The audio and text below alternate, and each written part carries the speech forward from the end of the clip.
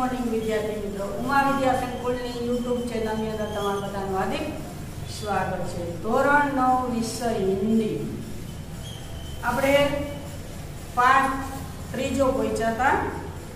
એની story તરીકે મેં તમને સમજાવ્યું। તો આજે આપણે વિગતવાર એની ચર્ચા કરીશું। तो विद्यार्थी मित्रों, आपणो त्रीजो पाठ छे क्या निराश हुआ जाए। निराश એટલે હતાશ, દુખી। તો આ પાઠની અંદર જે લેખક છે એ એમ કે છે શું નિરાશ થવું, હતાશ થવું જરૂરી છે। એના લેખક છે હજારી પ્રસાદ દ્વિવેદી, जिनो जन्म सन 1907 और निधन सन 1979 में हुआ था। हमने इस पाठ में देखा था कि अभी ऐसा वातावरण बन गया है कि रोज सुबह देखते ही जब हम अखबार पढ़ने बैठते हैं तब उसमें चोरी, डकैती, भ्रष्टाचार, तस्करी ऐसे ही बनाव की नोंद होती है। हर रोज ऐसी ही खबर देखने से, पढ़ने से हमारा मन बैठने लगता है, निराश हो जाता है, हताश हो जाता है कि क्या अब देश में ऐसा वातावरण बन गया है कि चारों चोरी, डकैती, खून, भ्रष्टाचार, क्या कोई ऐसा ईमानदार आदमी बचा ही नहीं है कि जिसके ऊपर हम विश्वास कर सके। ऐसा इस पाठ में है। हम देख रहे हैं कि जो लोग इतने ऊंचे पद पर होते हैं उनमें उतना ही बड़ा अधिक दोष दिखाई देता है, क्योंकि जो लोग रिश्वतखोर है, भ्रष्टाचारी है, वो तळिए से लेकर ऊंची पद तक सब लोग मिले जुले होते हैं, सबका उसमें बराबर का हिस्सा होता है। इसलिए कोई एक से ऐसा कार्य नहीं हो सकता। तो लोग को कुछ काम कराना होता है हमको, तो वो बोलते हैं कि इतने रुपये दो, इतनी रिश्वत दो तो तुम्हारा काम तुरंत हो जाएगा, नहीं तो बार बार हमको धक्का खाना पड़ता है। हमारा देश है वो महाऋषियों का देश है, तपोभूमि है हमारा देश, क्योंकि हर एक ईश्वर ने हमारी धरती पर जन्म लिया है। कई ऐसे महाऋषियों, मनस्वियों और कई तरह के हर एक माताजी, सब लोग ने हमारी भारत की धरती पर ही जन्म लिया है, क्योंकि हमारी भारत भूमि है वो एक तपोभूमि है। हम लोग धर्म ध्यान में मानते हैं, ईश्वर में मानते हैं, उसकी पूजा करते हैं, उसकी अर्चना करते हैं। इसलिए सब प्रभु ने भी हमारी धरती पर जन्म लिया है। तो ऐसा स्वप्न तिलक और गांधी ने भी जोया था कि हमारा देश एक सत्य के मार्ग पर चलने वाला हो, हर एक मनुष्य के अंदर संस्कार का सिंचन हो, हमारी जो संस्कृति है उसकी धरोहर हम कायम रख सकते। ऐसा सपना तिलक और गांधी ने भी जोया था। तो इस पाठ में ऐसे कई अनुभव हुए हैं लेखक को। पर ऐसे उसको होने वाले अनुभव से वो ऐसा समझते हैं कि अभी भी ईमानदार आदमी ही बचे हैं, सब लोग बेईमान नहीं हो गए। तो उसका जो दो उदाहरण उसने दिए है, उसका अनुभव जो उसने लिखा है, ये हमको अच्छी तरह से याद रखना है। मैंने इसके पहले वीडियो में भी उसको दोहराया था, अभी भी दोहराऊंगी, बाद में भी दोहराऊंगी, क्योंकि आपको अच्छी तरह से याद रह जाए। तो एक तो अनुभव है कि वो एक दिन रेल यात्रा के लिए जा रहे थे, तो उसको देर हो गई थी, तो जल्दी जल्दी में उसने टिकट बाबू को 10 के बजे 100 की नोट दे दी। टिकट बाबू भी जल्दी में थे, तो उसने कुछ देखा नहीं। कई लोग वहां टिकट लेने के लिए खड़े थे, इसलिए दोनों की भूल थी। तो लेखक तो टिकट लेकर चला जाते हैं, वो अपना रुपया वापस लेने से भूल जाते, और टिकट बाबू भी जल्दी में थे, तो उसको 90 रुपये देने के भूल गए। थोड़ी देर बाद सब लोग चले जाते हैं, तब टिकट बाबू का ध्यान जाता है, ओहो मैंने उस आदमी को पैसे भी वापस नहीं किए, वो क्या समझता होगा कि मैंने जानबूझकर उसको नहीं दिया है। ऐसे विचार आने से वो तो 90 रुपये लेकर लौटते हैं, और रेल के हर एक डिब्बे में उसको खोदते जाते। जब लेखक उसको मिल जाता है, तो उसके हाथ में 90 रुपये थमा देता है और कहते हैं, सॉरी, मुझको माफ कर दो, जल्दी में मैं भूल गया था कि तुमको 90 रुपये वापस करना है। बार बार वो अपनी भूल कबूलता है और माफी मांगता है। तो लेखक कहते हैं, कोई बात नहीं है, मेरी भी भूल है, मैं भी जल्दी में थे, तुम भी जल्दी में थे, इसलिए हम दोनों की भूल है।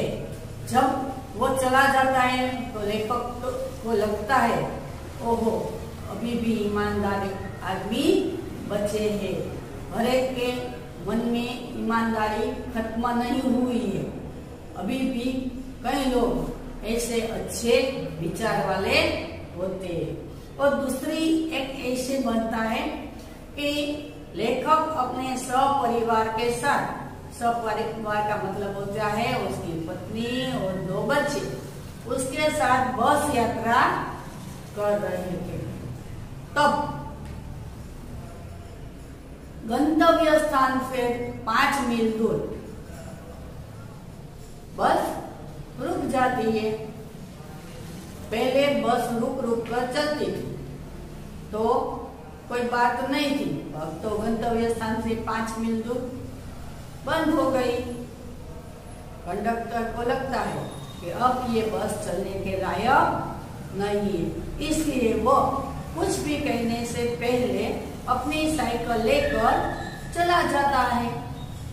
तो सब लोग डरने लगते हैं, क्योंकि उस समय तस्करी, चोरी, लूटपाट ऐसे कई बनाव बनते थे।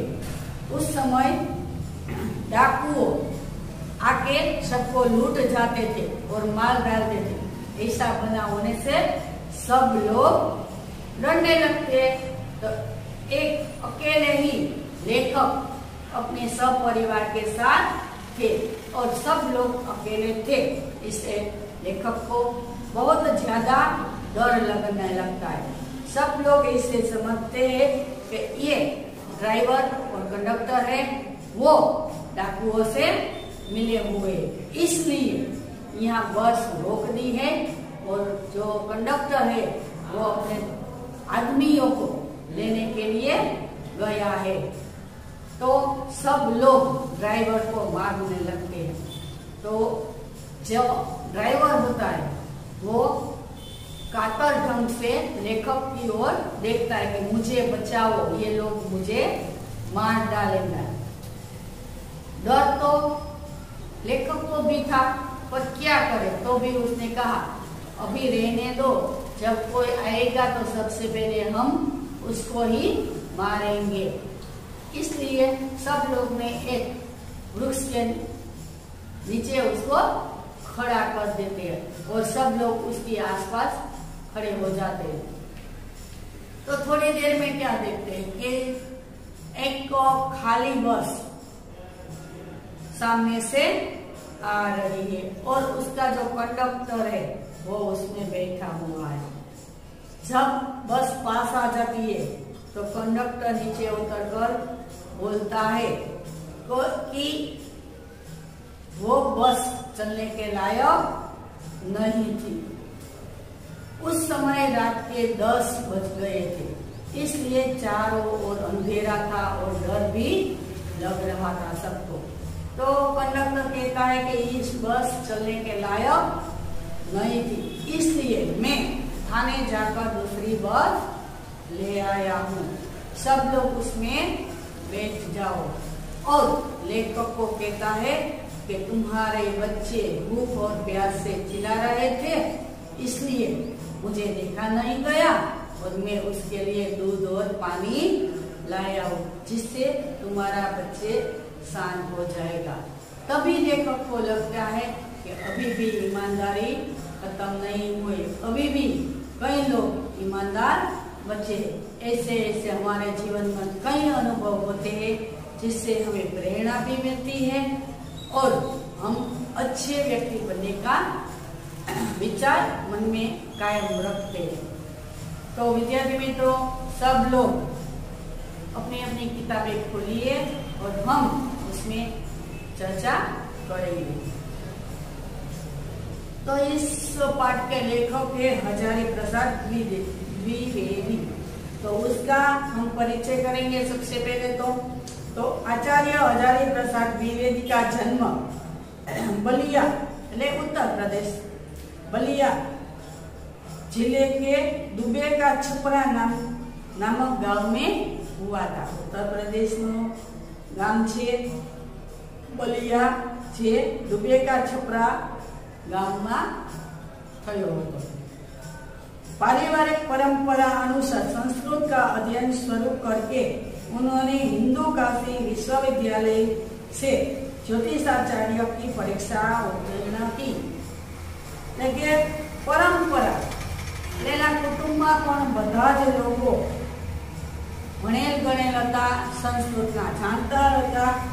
एने कई जगह तो कि काशी विश्वविद्यालय में ज्योतिराचार्य नो कोर्स एने भण्यो तो परीक्षा पूरी करी। गुरुदेव रविंद्रनाथ के आश्रम में 1940 से 1950 तक हिंदी भवन के निदेश रहे।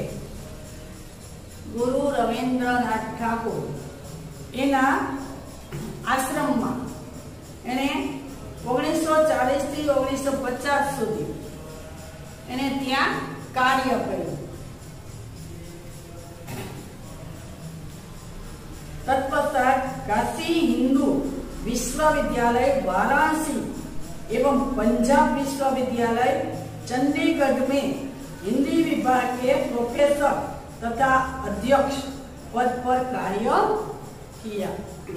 एना पछी पंजाब नी अंदर एने चंडीगढ़ में हिंदी विषय में पोते शिक्षक बन्या, प्रोफेसर बन्या अने अध्यक्ष એટલે એનું જે આગળનો કાર્યભાર એણે સંભાળ્યો હતો। भारत सरकार ने उन्हें पद्म भूषण की उपाधि से सम्मानित किया। विद्यार्थी मित्रों, आपणे आनी अंदर कवि परिचय, लेखक परिचय मांथी पण प्रश्न पूछाय छे। એટલે સૌથી પહેલા તો પાસ્ટના લેખક, એનો જન્મ અને મૃત્યુ, એનો જન્મ ક્યાં ગામમાં થયો હતો, એના ક્યાં ક્યાં સાહિત્ય પુસ્તકો લખેલા છે, એને ક્યાં ક્યાં નોબેલો મળેલા છે। આવા પ્રશ્નો આપણા પ્રશ્નપત્રમાં એટલે કે પરીક્ષામાં પૂછાય છે। તો બધું જ ધ્યાનથી સાંભળજો અને યાદ રાખજો। हिंदी साहित्य जगत में द्विवेदी जी निबंधकार, उपन्यासकार, समालोचक तथा शोधकर्ता, इतिहासकार के रूप में प्रचलित है। कई रीते आपणे याद करी छी के कई एनामां एक सारा एवा विचारोनुं शेनुं लेखन एने कर्युं। तो के निबंधकार એટલે નિબંધ લખતા, ઉપન્યાસકાર હતા, સમાલોચક એટલે બીજાને સારું એવું જ્ઞાન પણ આપી શકતા હતા। અશોક કે ફૂલ, વિચાર પ્રવાહ, કુટજ, કલ્પલતા આદિ નિબંધ સંગ્રહ, આ બધા એને નિબંધ સંગ્રહ કોને કહેવાય? એક કરતા ઝાઝા નિબંધો। તો એને કેવા નિબંધોની રચના કરી છે? તો કે અશોક કે ફૂલ, ફૂલના નિબંધો લખેલા છે। વિચાર પ્રવાહ, આપણા મનમાં કેવા વિચારો હોય છે, આપણે કેવું અનુભવી છીએ, સુખ હોય, દુઃખ હોય, પછી લાગણી, આવા બધા વિચારો ઉપર પણ એને લખ્યા છે નિબંધો।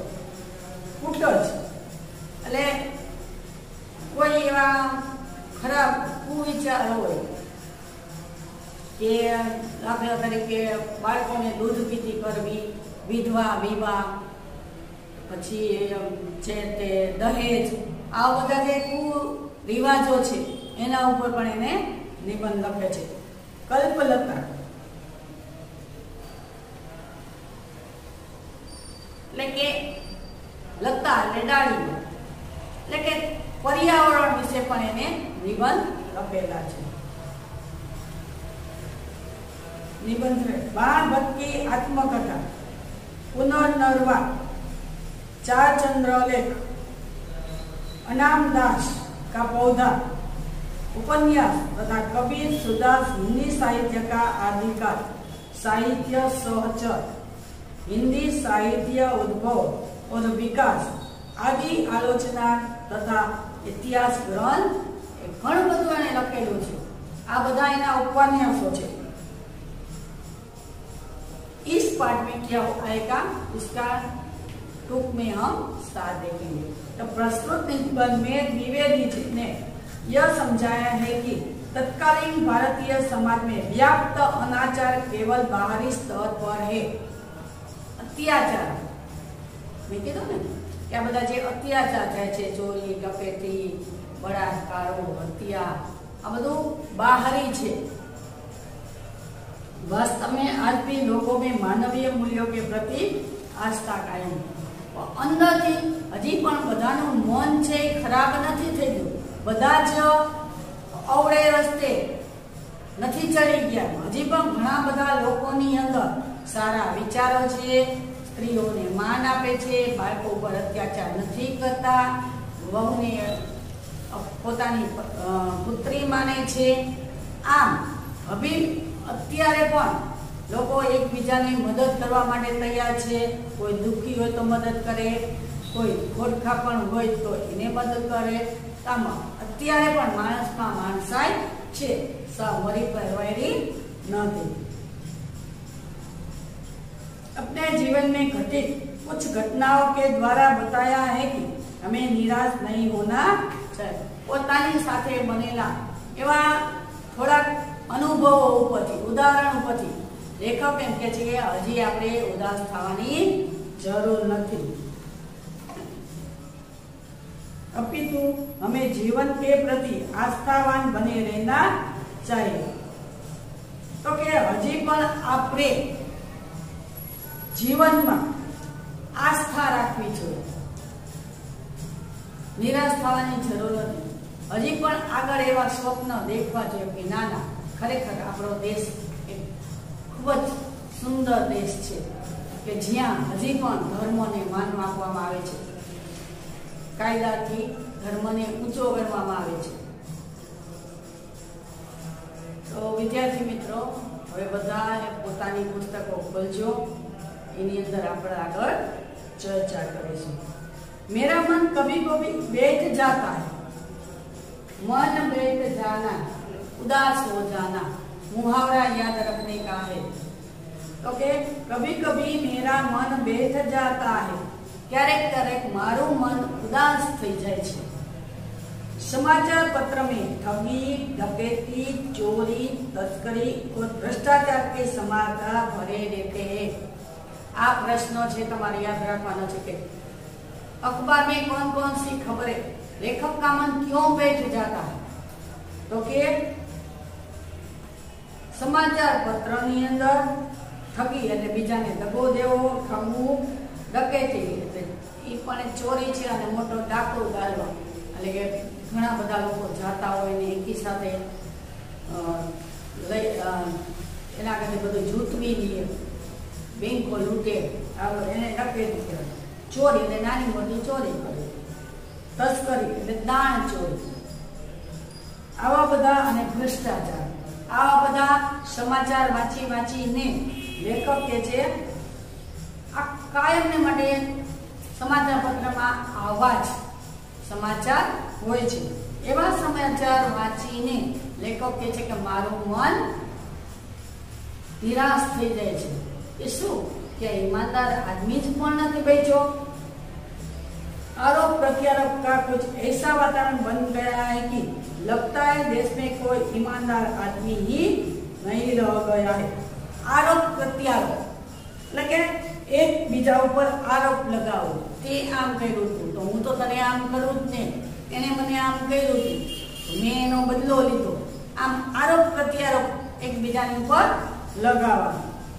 ત્યારે અત્યારે એના લીધે અત્યારે વાતાવરણ એવું બની ગયું છે કે લાગે છે કે દેશની અંદર કોઈ ईमानदार आदमी बच्यो ज नहीं। हर व्यक्ति संदेह की दृष्टि से देखा जा रहा, बधा एक बीजा ने संदेह से शकनी नजर थी जोवे छे। आ तो आवो जशे, आने तो चोरी करी जशे, आने डको दीधो जशे, आम कोई एक बीजा ने बधा ज आवी नजर थी जोवे छे।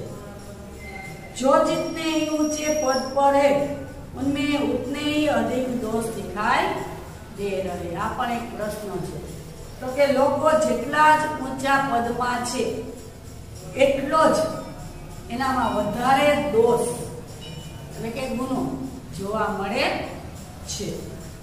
एक बहुत बड़े आदमी ने मुझे एक बार कहा था कि एक बार एक खूब ज मोटा माणसे मने कहेलू, आज कीधु छे ये वाक्य याद रखो। क्या कहा था कि इस समय सुखी वही है जो कुछ नहीं करता। तो के अत्यारे एज व्यक्ति सुखी छे जे काई नहीं करता। जो लोग कुछ भी करेगा उसमें लोग दोष खोजने लगे। जो कोई व्यक्ति काई पण काम करशे तो लोको एनी अंदर भूलो शोधवा मांडशे। पोते करता तो नहीं पण बीजा जे करे छे एमां अड़चण रूप थाय छे, एनी अंदर पोते भूल शोधवा लागे। ते तो आम बोल्यो तो ते आवुं कीधुं तो हाँ बोली तो भूल पण थाय पण पोते तो काई नथी करतो पण बीजानी भूलो शोधवामां पड्यो रहे छे।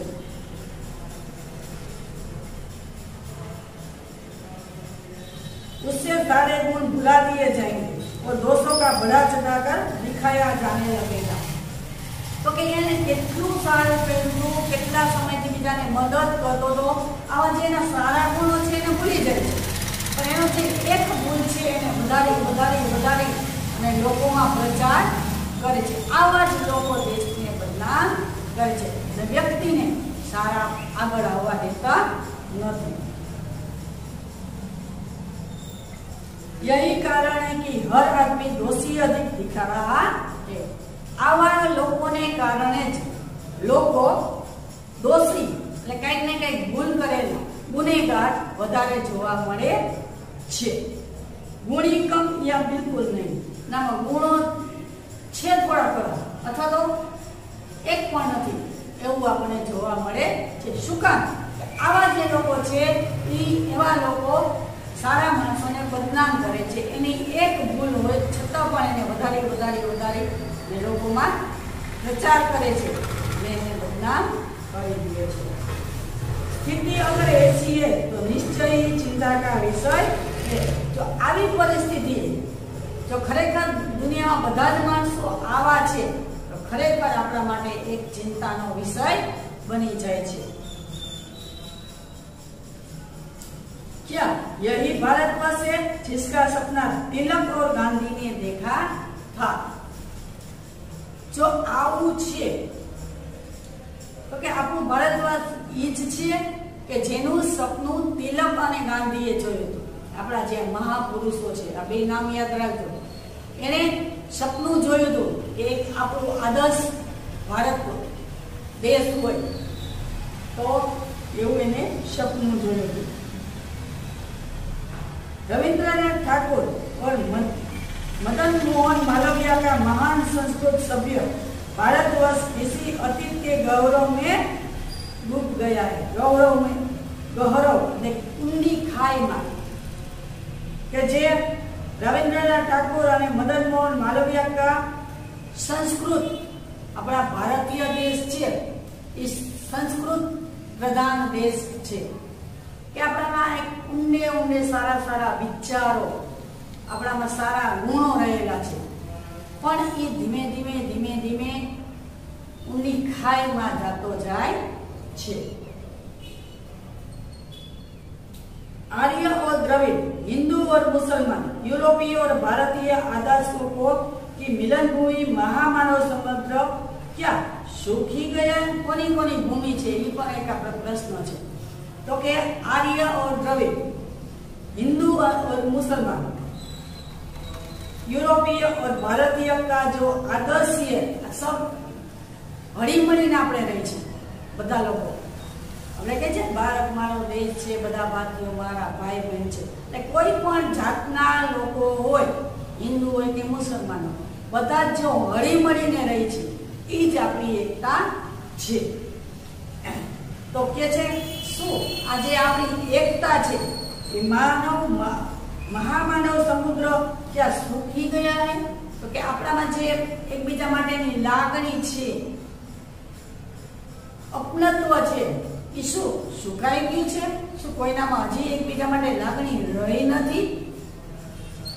मेरा मन कहता है ऐसा हो नहीं सकता। આપણા જે સંસ્કારો છે, આપણી જે સંસ્કૃતિ છે એ શું કે બધા લોકોમાંથી જતી ન રહી। કદાચ 100માં 10% એવા લોકો હોય તો પણ આપણે એવી નિરાશ થવાની જરૂર નથી। હજી પણ માણસોમાં માણસાઈ છે, એકબીજાને મદદ કરે છે, લોકોને કોઈ પણ મુશ્કેલી હોય તો એમાં એની મદદ કરવી થાય છે। हमारे महान मनुष्यों के सपनों का भारत है और रहेगा। तो के महान पंडितों, ऋषि मुनियों નું આ તપોભૂમિ છે અને ઈ રહેશે કે જેના આપેલા સંસ્કારો છે એ હજી આપણે ખોશું નહીં, આપણે યાદ છે। કારણ કે આપણે કોઈ દિવસ બેન દીકરીઓને ખરાબ નજરે નથી જોતા, કોકને છીનવું એ આપણે પાપ સમજી છીએ, કોકને મારવું એ પણ આપણે પાપ સમજી છીએ। તો આવા આપણા જે વિચારો છે એ આપણા સંસ્કૃતિના છે કે આપણે જે પાયા આપવામાં આવે છે।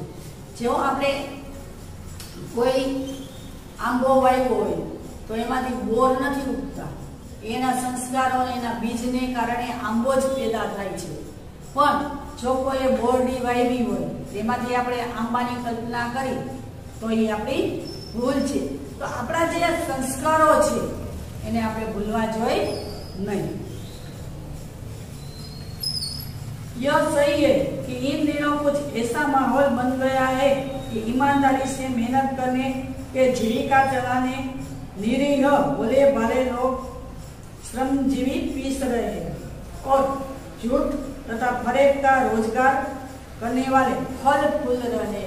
आ एक खास विद्यार्थी मित्रों याद रखो કે શું કે અત્યારે ક્યાંક ક્યાંક એવું વાતાવરણ બની ગયું, માહોલ એટલે વાતાવરણ એવું બની ગયું છે કે ઈમાનદારીથી જે આજીવિકા ચલાવે છે, આજીવિકા એટલે જીવન નિર્વાહ, જે પોતાનું ગુજરાન ઈમાનદારીથી ગુજારે છે, એટલે કે ઈમાનદારીનો રોટલો કમાય છે, એવા લોકો પીસાય છે। એને ખૂબ મહેનત કરવી પડે છે।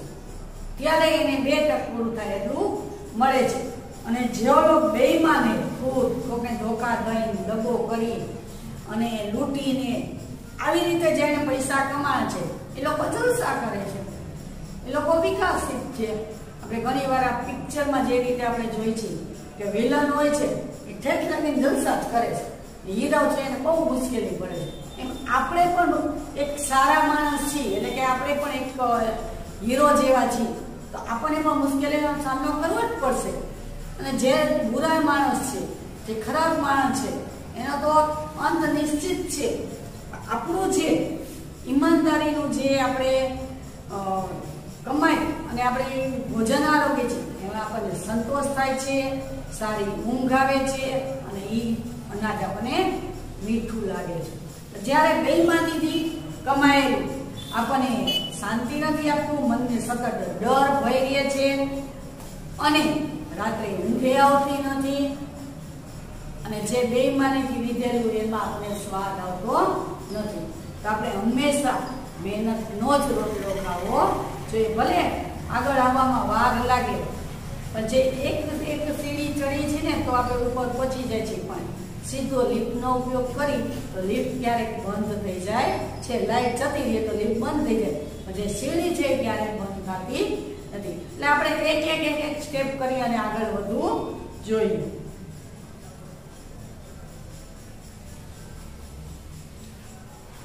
ईमानदार की मूर्खता का पर्याय समझा जाने लगा है.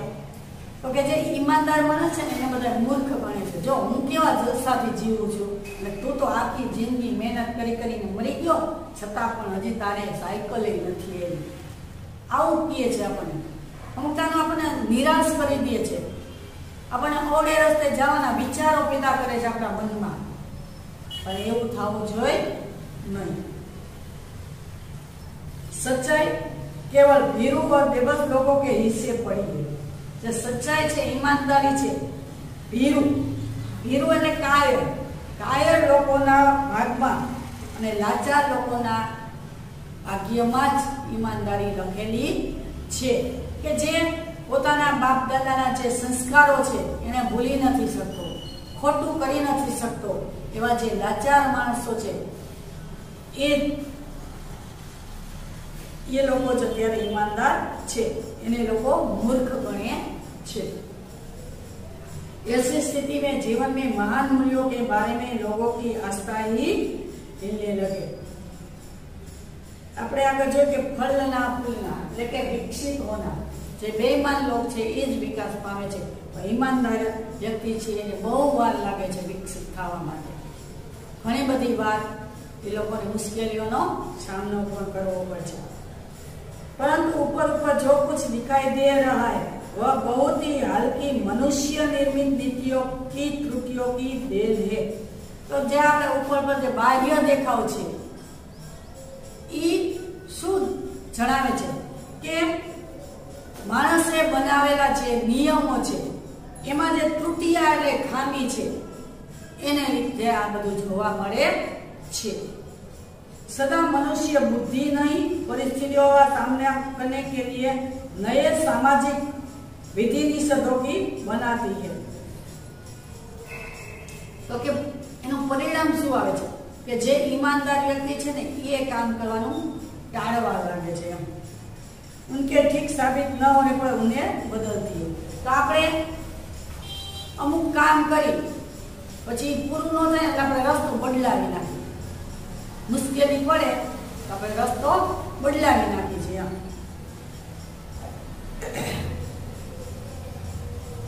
नियम कानून सबके लिए बनाए जाते पर सबके लिए कभी कभी एक ही नियम सुकर नहीं होते. तो के अपने नियम कानून कायदा बनावी छे, पण जे कायदा बनाव्या छे एकने माटे सुखकर होय तो बीजानी माटे दुखकर होय छे. कोई अभण माणस छे એને તમે એમ કહો કે અંગ્રેજીમાં જ કે હિન્દીમાં જ વાતચીત કરવાની, આપણે કાયદો બનાવ્યો, તો જે ભણેલ ગણેલ માણસો છે એ તો સરળતાથી હિન્દી અંગ્રેજી બોલી શકશે, પણ જે અભણ માણસ છે એના માટે જે કાયદો છે એ દુઃખકર થઈ જાય, કારણ કે એને ગુજરાતીમાં જ આવડતું હોય તો હિન્દી અંગ્રેજી તો એ કઈ રીતે બોલી શકે. તો જે કોઈ કાયદા આપણે બનાવી છે એ વ્યાપાર માટે હોય કે કોઈ નોકરી માટે હોય, તો આવા જે કાયદા બનાવી છે એક માટે સુખકર હોય તો બીજા માટે દુઃખકર બની શકે છે. सामाजिक कायदे कानून कभी युग युग से परीक्षित आदर्शों से टकराते हैं. तो के घणी वखत आवा जे कायदा कानून छे ई एकबीजानी સાથે ટકરાય છે અને ખરાબ પણ ઉતરે છે, પાસી થાય છે, આગળ પણ વધે છે. इससे ऊपरी सतह आलोकित भी नहीं होती. आलोकित એટલે મથામાં નથી થતું. पहले भी हुआ है, आगे भी होगा. આવું પહેલા પણ બની ગયું છે, અત્યારે પણ બને છે, હવે પછીના ભવિષ્યમાં આવું જ બનશે. आगे भी होगा. उसे देखकर हताश हो जाना ठीक नहीं है. આવું જોઈ અને આપણે નિરાશ થવાની જરૂર નથી, કારણ કે અત્યારે પણ એવા જે લોકો છે ઈમાનદાર એ હજી પણ છે, હજી પણ મુશ્કેલીઓનો સામનો કરવા માટે તૈયાર છે. આપણે પણ એની જેમ ઈમાનદાર રહી ને ગમે એવી મુશ્કેલીઓ આવે તો પણ આપણે વિચલિત થવું જોઈએ નહીં. भारतवर्ष में कभी भौतिक वस्तुओं के संग्रह को बहुत अधिक महत्व नहीं दिया. भौतिक वस्तु એટલે કે સુખ સગવડ માટેની જે વસ્તુઓ છે એ મોજશોખની વસ્તુઓ, કે આપણે ઉદાહરણ લઈ તો પહેલાના જમાનામાં તો કઈ ફોન નહોતા, પછી ઓલા નાના ફોન આવ્યા ને હવે સ્માર્ટફોન આવ્યા. તો એ એક સુખ સુવિધાની સગવડ માટેની છે કે જરૂરી નથી કે સ્માર્ટફોન જ લેવો જોઈએ એમ. તો કે ભારતના લોકો છે એ આવી જે સુખ સમૃદ્ધિની વસ્તુઓ છે એનો સંગ્રહ કરવા માટે મહત્વ નહીં દેતા, એને સંગ્રહ કરવામાં માનતા નથી. उसकी दृष्टि से मनुष्य के भीतर जो महान आंतरिक तत्व स्थिर भाव से बैठा हुआ है वही चरम और परम है. जे मानसनी अंदर अंदर भीतर अंदर ने हृदयनी अंदर जे विचारो सारा छे એ જ चरम परम એટલે संपूर्ण सारा છે. मनुष्य के मन में कौन कौन से विकार है, ये भी हमारे प्रश्न है. तो कि लोभ मोह काम क्रोध आदि विकार मनुष्य में स्वाभाविक रूप से विद्यमान रहते. विद्यमान એટલે હાજર. દરેક મનુષ્યની અંદર કામ ક્રોધ લોભ મોહ જેવા વિકારો છે એ કાયમને માટે હાજર જ છે, એને ઉદ્ભવવા પડતા નથી, नहीं जाता ही नहीं. तो मनुष्य के मन में कौन कौन से विचार है वो भी आपको याद रखना है. काम क्रोध लोभ मोह आ चार विकार मनुष्य के जीवन में विद्यमान है. वह उन्हें प्रधान शक्ति मान लेना और अपने मन तथा बुद्धि को उन्हीं के इशारे पर छोड़ देना बहुत निकृष्ट आचरण है. निकृष्ट એટલે ખરાબ. આપણા મનને અને આપણી બુદ્ધિને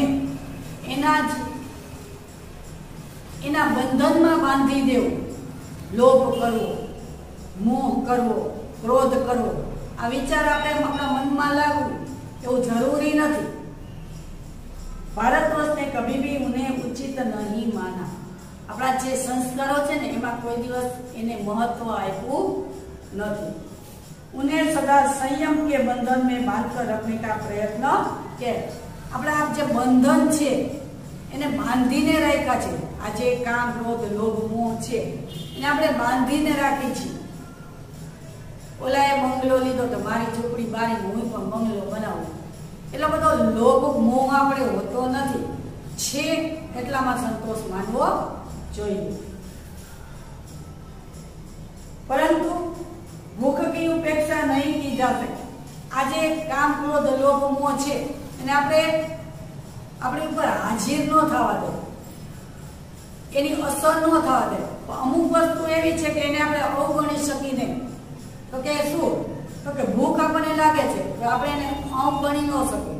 ભૂખ સંતોષવી તો જોઈએ જ, ખાવું તો જોઈએ. પછી ભલે તમે શાક રોટલી ખાઓ, પણ પીઝા ને આવા પીઝા છે, બર્ગર છે, આવી બધી જે ઢોસા, મંચુરિયન, આવું જ ખાવું જરૂરી નથી. પણ ભૂખ સંતોષવા માટે સાદો ખોરાક હોય તોય ઘણું છે એમ. એટલે કે ભૂખની ઉપેક્ષા નહીં ક્યાં જાય.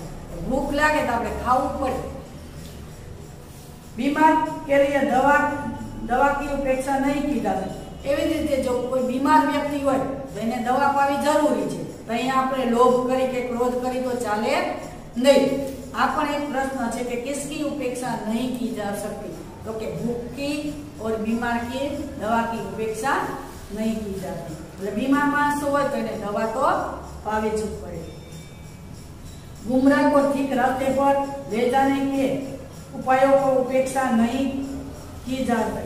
અને ગુમરાહ વ્યક્તિ કે જે રસ્તો ભૂલેલો છે, જે અવળે રસ્તે ચડી ગયો છે, એવા માણસને પાછો લાવવાનો પ્રયત્ન કરવો જોઈએ એવું આપણે આ પાઠમાં કહેવામાં આવ્યું છે. હવે પછીના નેક્સ્ટ પીરિયડમાં મળશું ત્યારે આ પાઠની આગળ ચર્ચા કરીશું. આભાર.